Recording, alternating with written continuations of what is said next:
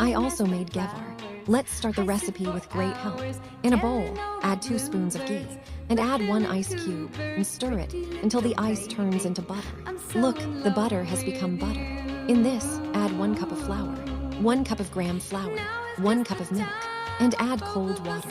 Mix it well and make a batter. Let's make it like this. Now heat the oil in a bowl on gas. Add the butter little by little and make the batter like this.